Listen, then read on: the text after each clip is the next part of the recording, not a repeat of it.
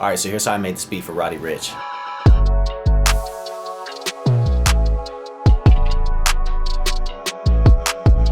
Alright, so I started with this sample.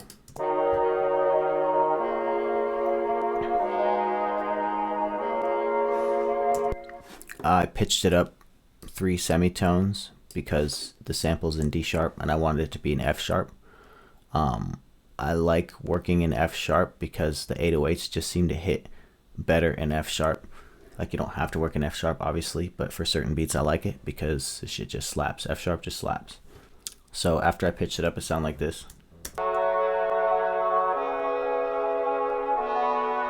I added a plugin called That Thing by Beat Skills just to add some vinyl saturation and widen it out in the stereo spectrum with the stereo knob right here.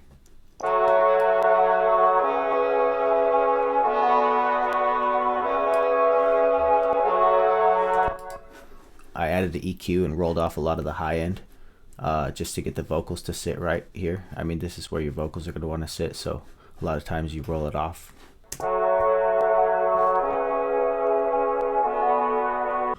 Then I added this piano part just to fill it in a little bit and add some chords, add a little bit more vibe.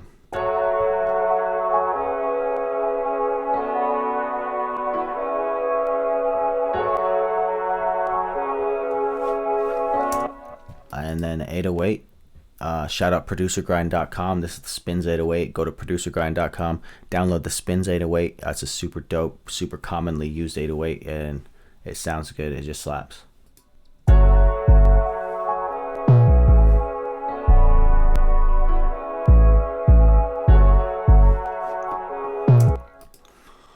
For the clap, I used the Super Mario John Wick clap I found off Splice.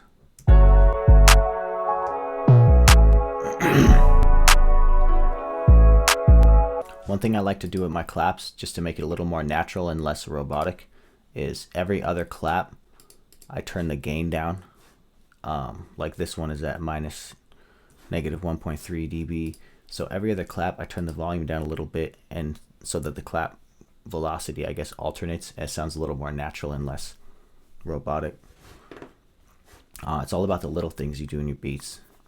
I added this percussion loop that I also found off of Splice, just because I like how it sounded. Sometimes I program my own percussion, sometimes I use loops, which is fine. Don't ever let anybody tell you that you can't use loops, because that's ridiculous. They can save a lot of time if you know what you're doing with them. I'm not saying go download a whole loop pack and just drag it into your DAW and call it a day. Part of being a producer is being a tastemaker and knowing like what sounds are going to work and knowing when to not use something and use it tastefully. So here's the percussion loop. I EQ'd it out just because I want my hi-hats to sit here. I don't really want to add any low end with the percussion. I want it to just add a little more bounce. So it's pretty low in the mix. For the hats, I also use the loop just because I like how it sounded. Like, again, not because I can't make hi-hats, but because I knew this loop, I had a feeling this loop would sound really good. So I could have taken the time to draw out all the hi-hats and add effects and make it sound just like this one, but why would I do that when I have a perfectly good loop I could just throw in there and the shit slap.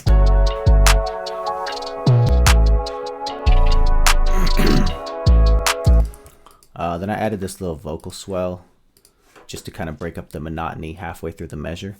It's not super musical, it's just something to like keep the listener intrigued, I guess.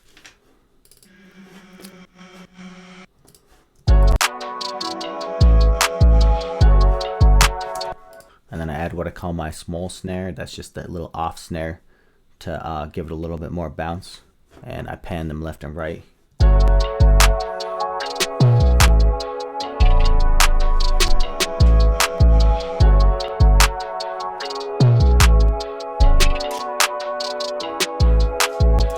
And then I added this noise down riser. It's like white noise, almost like a cymbal, just to kind of signify that this is the hook. It just opens it up, makes it a little bigger for the hook.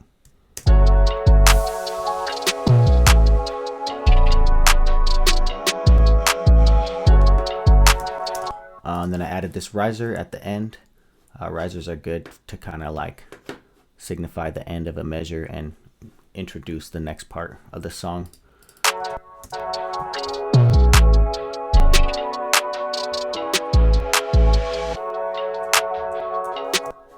And then last, added the kick.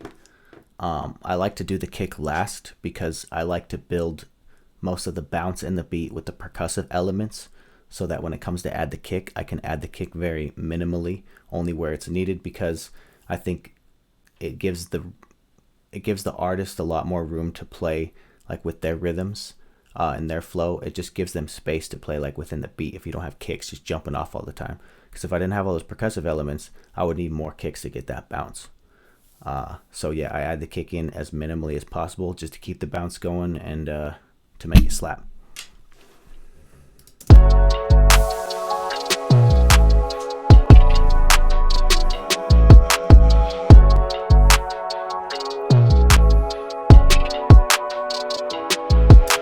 I added some sidechain compression on the 808 just to get the kick sitting right. So you can see every time the sidechain compressor hits, every time the kick hits, it compresses the signal of the bass so that they don't occupy the same frequency at the same time, because they're both on the low end. So the kick knocks and the bass ducks down real quick just in time for the kick to shine and then let the bass come back in. You'll see right here.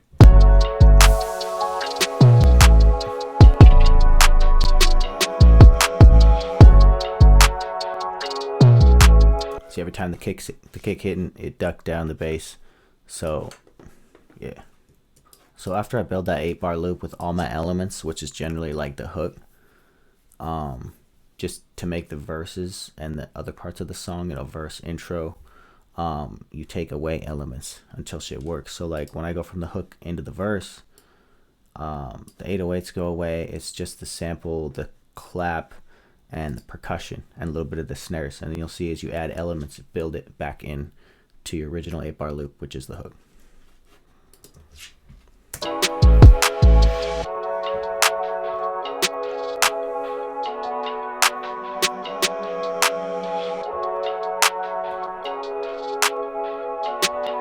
So the hi-hats come in the 808s. Even brought that little piano back.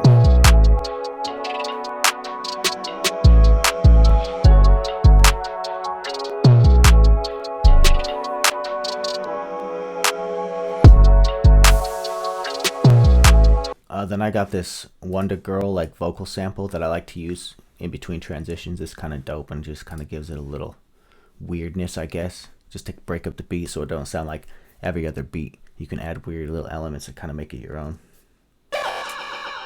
So I like to use that as a transition for the drop.